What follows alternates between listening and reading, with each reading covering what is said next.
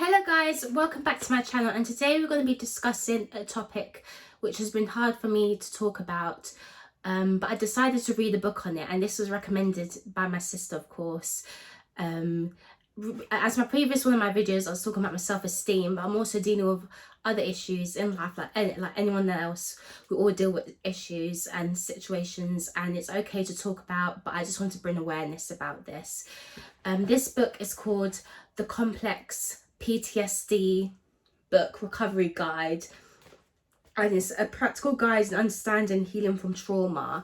I feel like this book is really good for anyone who's out there suffering from complex PTSD, because it teaches you to recollect your trauma, but it teaches you to take your trauma step by step, very easy and not going too fast into your trauma.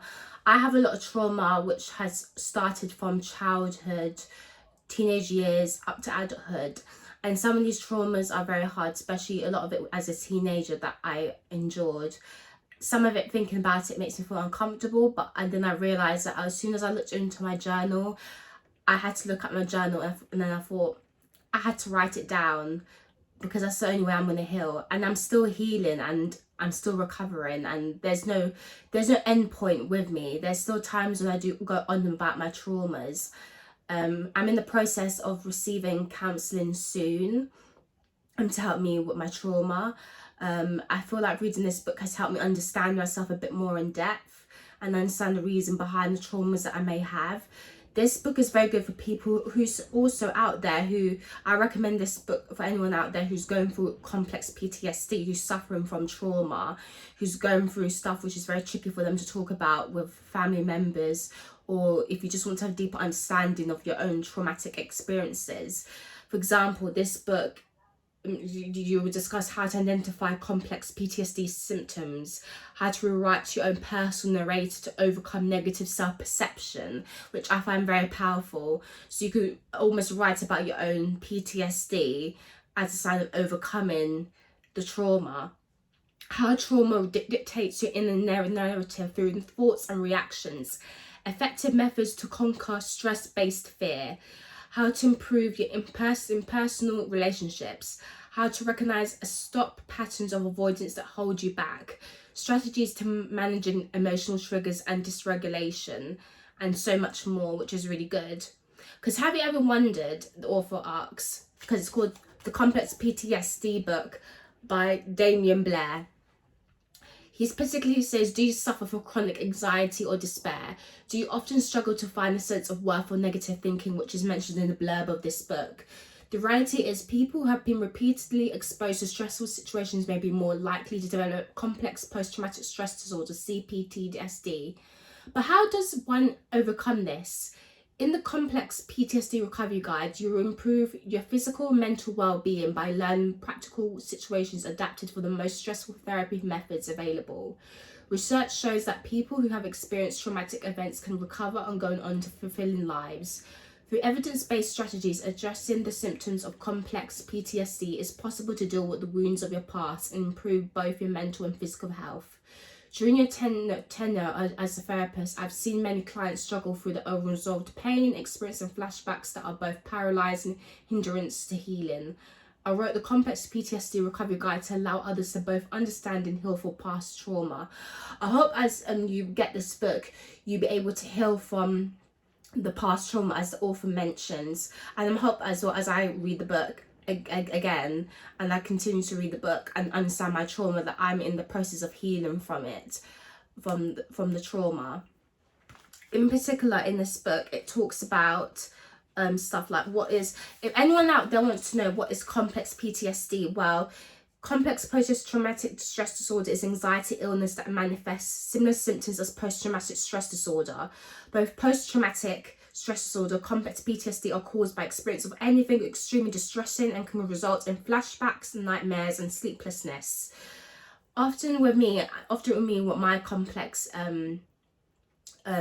PTSD, it resulted in me with a lot of flashbacks and dissociation, and feeling that I'm having an outer body experience, in the sense that my body may be there but mine may be somewhere else, because I may be thinking about the trauma quite a lot. And in particular, I was writing in my journal The first question that asks you in the book in particular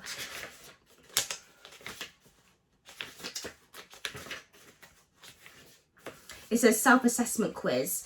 This quiz, let's just say this quiz won't self-diagnose you. If you want to be diagnosed by a professional doctor, I suggest you seek a doctor if you want to be professionally diagnosed with complex PTSD, because this is just a self-assessment quiz to see if you're on the borderline or you are diagnosed with complex PTSD.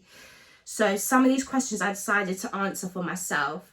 And the first example of the question that it mentions, it says, is there anything in your life that you would consider to be serious trauma, such as an incident, a natural disaster, or instance of violence? Number 2, do you ever feel as if you're trapped in a rut or that you're operating on autopilot? Number 3, do you feel that you're simply just existing and struggle to keep your life afloat? Number 4, have you ever felt continually humiliated by a person or group of people? Number 5, is it possible that you've been participating in intimate activities as a result of being concerned or pressured into doing so within a relationship of any kind?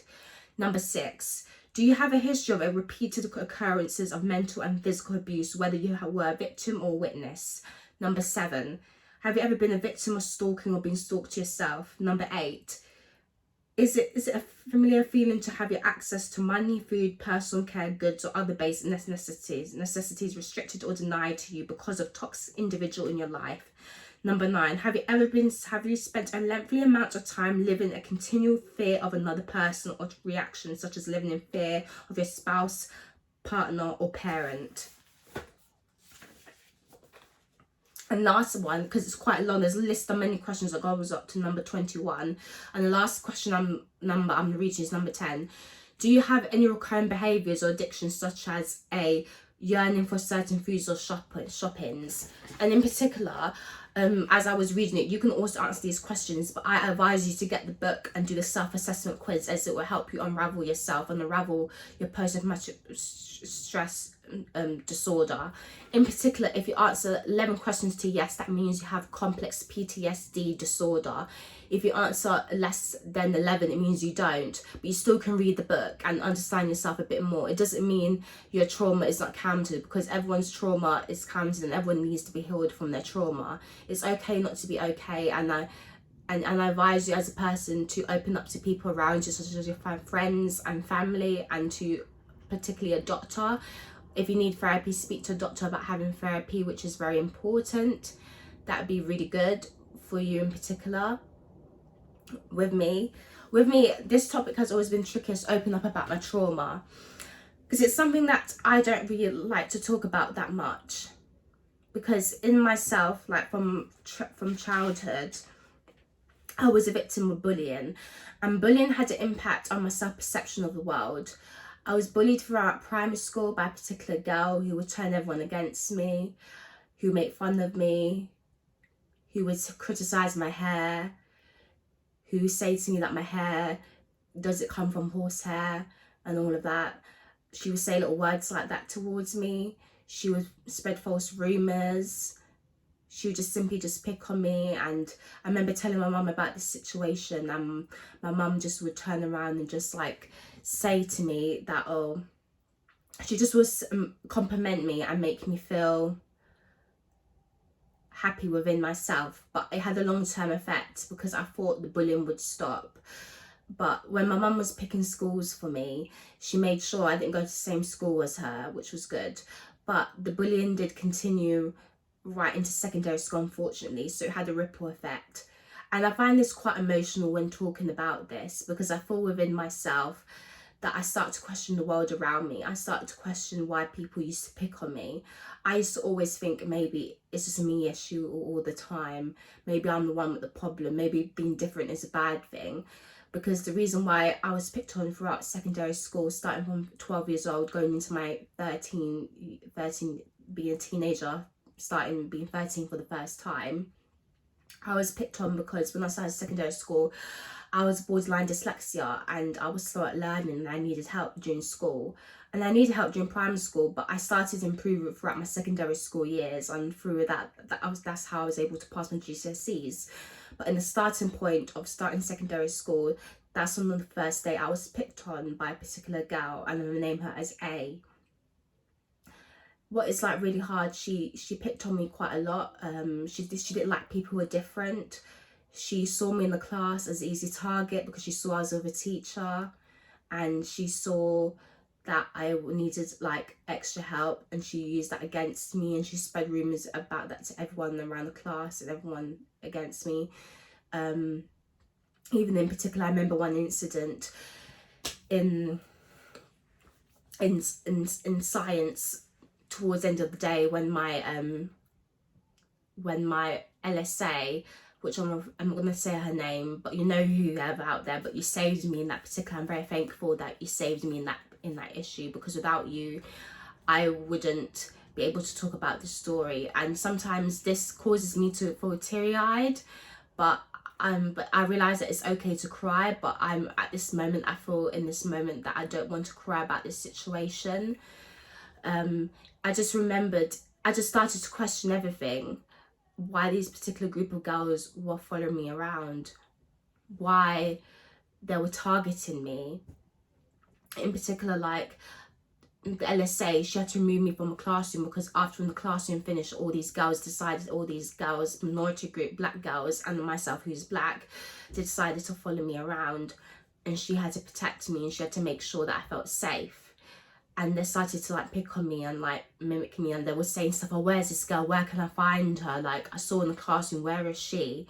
And I instantly thought, oh, that was a bully. And throughout my secondary school years, she was the reason that I was able to talk to her about my bullying experiences, but my mum in particular was always there for me and one step behind me halfway through. Secondary school was very hard for me in particular because I was bullied psychologically, not mentally. I was psychologically, mentally, but not physically. They'll make little comments, which I'm not going to mention. I don't want to be demonetized, but they'll make little comments like saying, oh, to me, because I was quite a petite person, they'll say to me, oh, you're too skinny. And in particular, and they'll say very derogatory words against me, to criticize my intelligence. Like they'll call me like words to say that they was use the R word, which I'm not gonna, if you know what I mean by the R word. And they would, for example, what I've written more in my journal is they would say to me words, they'll compare my appearance to animals and things, which would make me feel very degraded as a person. And I didn't like it at all whatsoever. I just didn't. It just made me, I was bullied by both boys and girls, not just girls. It just took one girl, which I refer to as A, to spread false rumors about me and about everyone to other people in the year group. And talking about it makes me feel nervous, because it makes me feel uncomfortable, because it's something which I need to talk about to address anyone out there who's going through something which is very similar, and something which probably has happened to them still, and probably who needs my examples to give them strength to talk to a parent or talk to a teacher or sort out and resolve the issue. Because let's just say, my mum always used to remind me, there's a lot of people out there who got picked on who are not here today, and the reason is because they didn't open up, and the reason is because they didn't want to be perceived as a snitch. And you know what snitching means, possibly someone who tells on people. But I've started to realise in secondary school that it was good being a snitch. It was good telling teacher about the bully and knowing what they're doing is wrong and it's not going to be accepted. Countless times of what most schools would try to do, they would try to possibly cover it up, but my mum put her foot down and decided that in this particular situation, I think the school needs to sort it out. Because there was times in secondary school when I was threatened by people that they will hurt me physically, and that very degraded me. That made me feel small.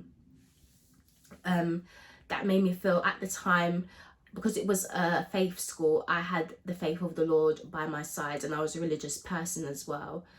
And I don't know, it was to do with the fact that, again, I'm going to the grievance of my father.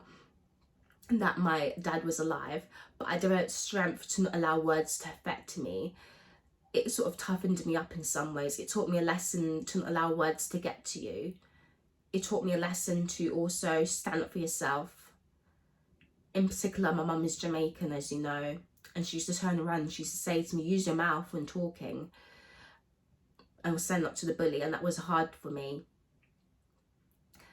In particular, like she would talk in situations telling me that, oh, you need to start sticking up for yourself. And I used to say to my mum, I find it really hard to stand up for myself, to address my point across, to be a very assertive. And again, with my special needs and LSAs, I had assertiveness lessons, how to be assertive and how to understand people and read people and mingle within friendship groups.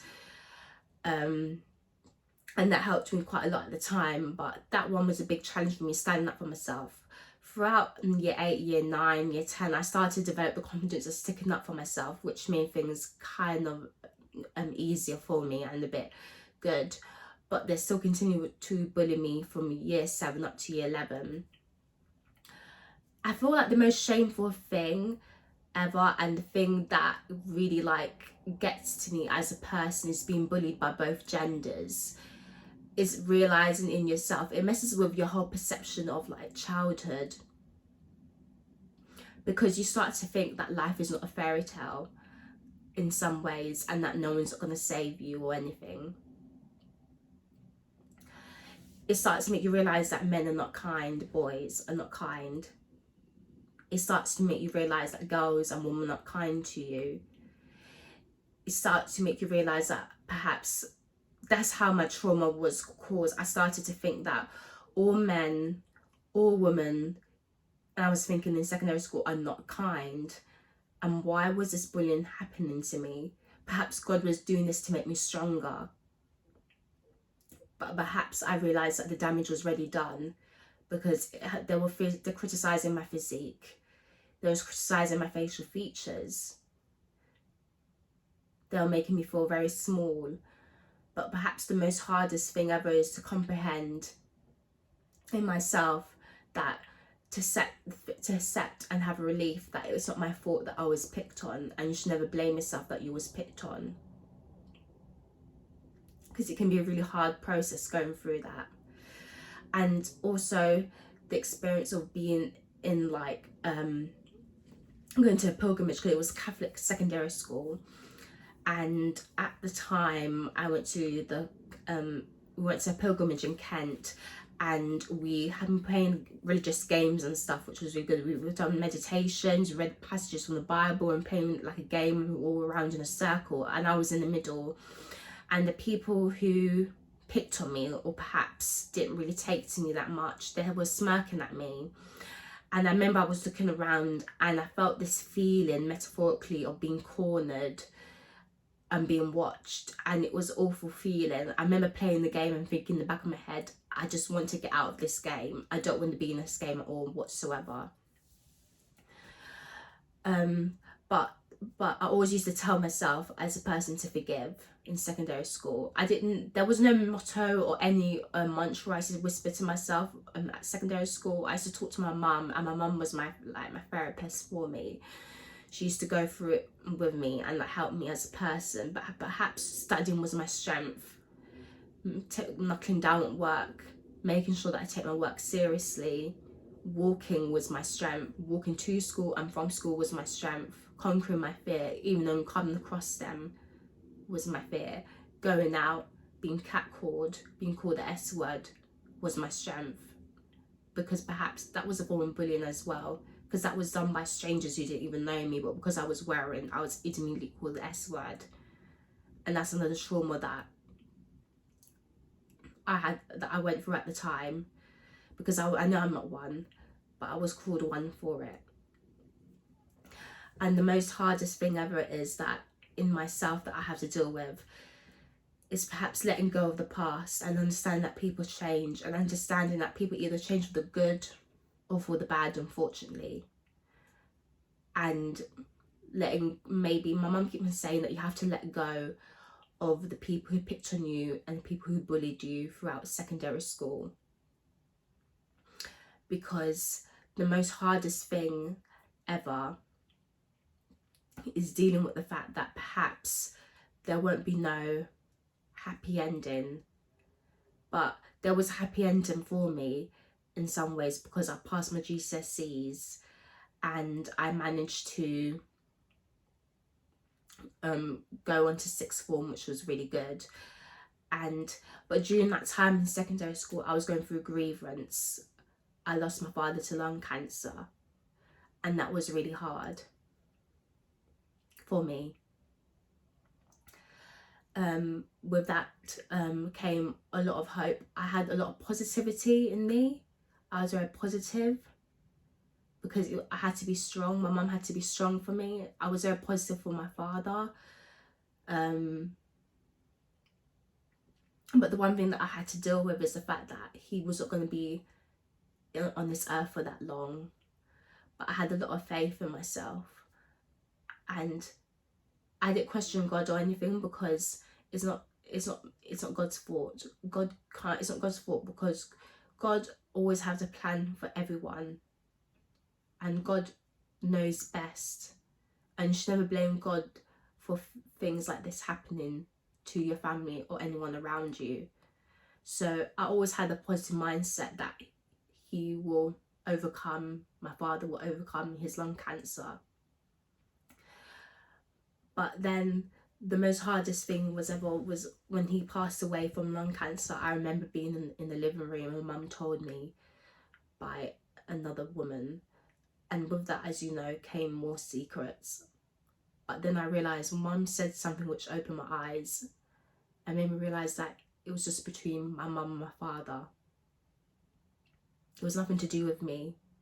My father loved me, and the truth is, he loved me, and he will always love me, and he always will. And in particular, the one memory that I have on the day of his funeral was my brother hugging me, and he said one thing, that I'm always there for you, to protect you, someone to talk to. And that was really hard to comprehend.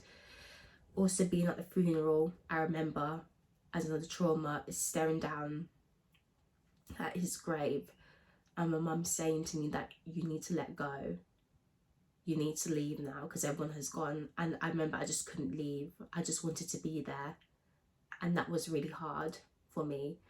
And talking about this makes me feel numb.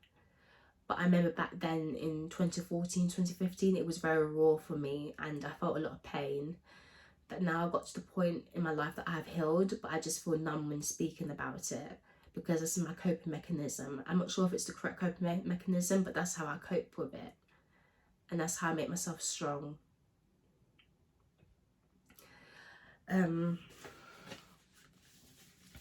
Going through grief, the school was very kindly had teachers to come on the day to the funeral with me. They had my school chaplain, and they had my English teachers to come with me to the funeral as well, which the school done very kindly. And as well, school kindly recommended me a counsellor, which was really helped and which was very beneficial. But then I realised these years of counselling I had throughout secondary school, uni, nothing still didn't fix the pain that I was feeling inside of me. Nothing still didn't resolve, nothing that come to no resolution. I'm still in the process now of finding a resolution for these past traumas that I go through. But anyone out there who's going through trauma, this book will be very helpful to read, because this book will teach you a lot about uncovering yourself, uncovering what you are feeling inside, and to perhaps taking control of your complex PTSD. You have to remember you are in control of these traumas, not the trauma. As a Christian, I believe myself that there's an enemy, and the enemy is the devil. The enemy will use your trauma to get to you. But as Jesus said in his scriptures in the Bible, that he's always going to be on your side, and he's watching you. And he said again that his words are like a word of a sword. And that's very important to remember. Like, like words are very powerful, and like if you recite like the words of like the scriptures to yourself or while reading the book, that can be very helpful, because I believe that in myself that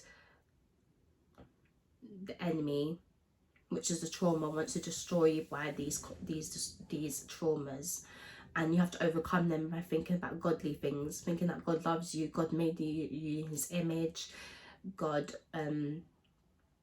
cares for you, you're his child, you're wonderfully faithfully made, there's nothing wrong with you. I come to a realization that talking right now is a form of therapy about it, and perhaps talking about it has helped me to resolve my own issue. It hasn't helped me to come to a resolution. I'm still in the process of making notes in my journal about how I'm going to come to a resolution, and I'm going to have counselling to possibly come up with an idea how to uncover my past and to past experiences of bullying and grievance, and to understand why people used to belittle me and why people are unkind. But I think the worst thing ever is being belittled by a minority group, because you start to perceive the minority group as the same, and you start to question that, am I strong enough, am I tough enough, am I willing to carry on the role as someone who is strong. And particularly, people will take your strength away from you, but you have to remember in yourself that no one can't take your strength from you, because no one is not you. God made you in your image, and you have to always remember, in particular, that time will heal and time will make you strong. In the beginning, as I say, it will hurt, but it'll make you stronger. In the beginning, for me, it was painful, it hurt, it did, it made me strong. I believe that trauma is a test of willingness to be strong. It's a test of your endurance. It's also a test of how you're going to cope in life. But it teaches you a lot. It teaches you a lot that perhaps these traumas, never blame yourself for them. Take another example of someone who's going through abuse. They can be abused by a parent. They'll grow older, but they decided to not become the abuser. They decided to do the opposite. They decided to become a kind and faithful person. And it's up to you if you want to become the good person or the bad person.